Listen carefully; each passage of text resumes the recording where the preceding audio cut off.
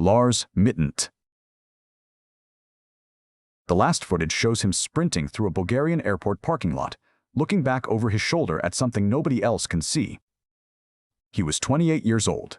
He was a healthy German tourist who had just finished a beach vacation with friends in the resort town of Golden Sands.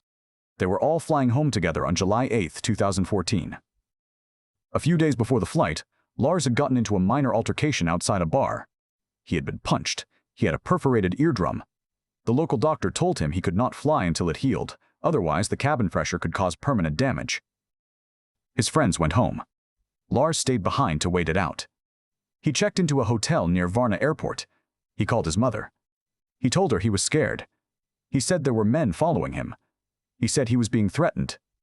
His mother thought he was overreacting because of the painkillers.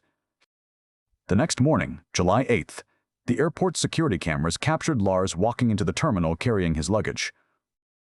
40 minutes later, the same cameras captured him bolting out of the terminal at full sprint. He had no luggage. He had no jacket. He had no shoes. He ran across 4 lanes of traffic. He scaled a chain-link fence. He sprinted into the dense forest behind the airport perimeter, still glancing backwards. The cameras lost him at the tree line. That was the last confirmed visual record of Lars mittent. The German police were notified. The Bulgarian police were notified. Search dogs were sent into the forest. Helicopters scanned the canopy. Volunteers walked the woods for weeks. They found nothing. No clothing, no bag, no body. The forest behind Varna Airport is not particularly large. It does not lead anywhere remote.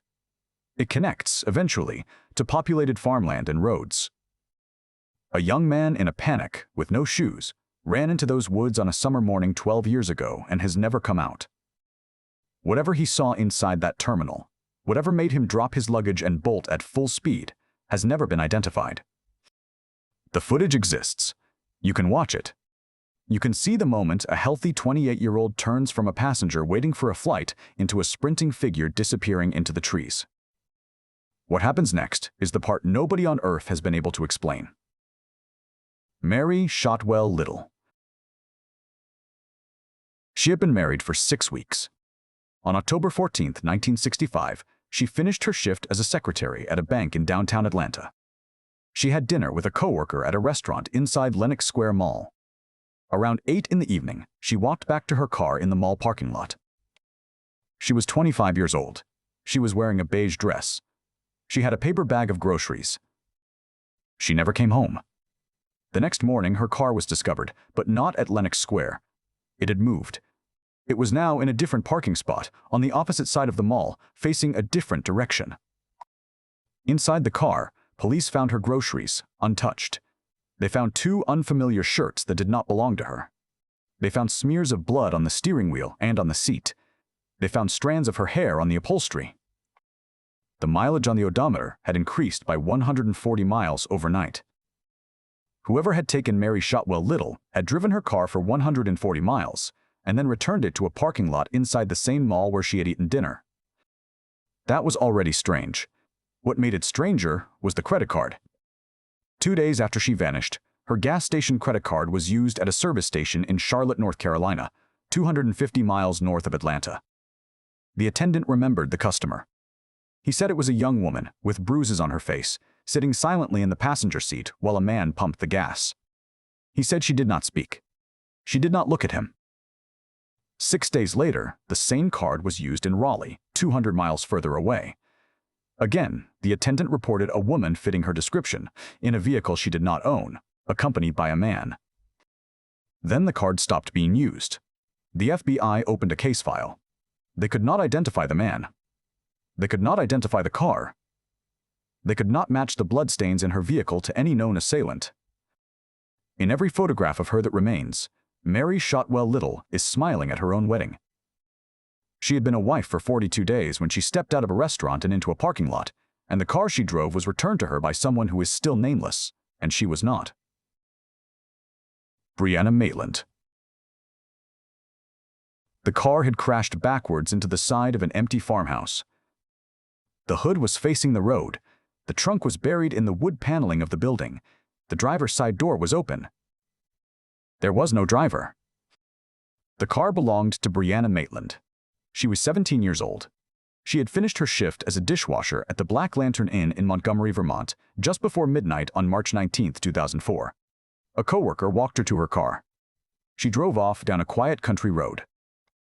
She was supposed to be home by 12:30. A passing driver discovered the wrecked car the next morning, 3 miles from the restaurant. State police marked it as an abandoned vehicle. They assumed the driver had hit the building, gotten scared, and walked away.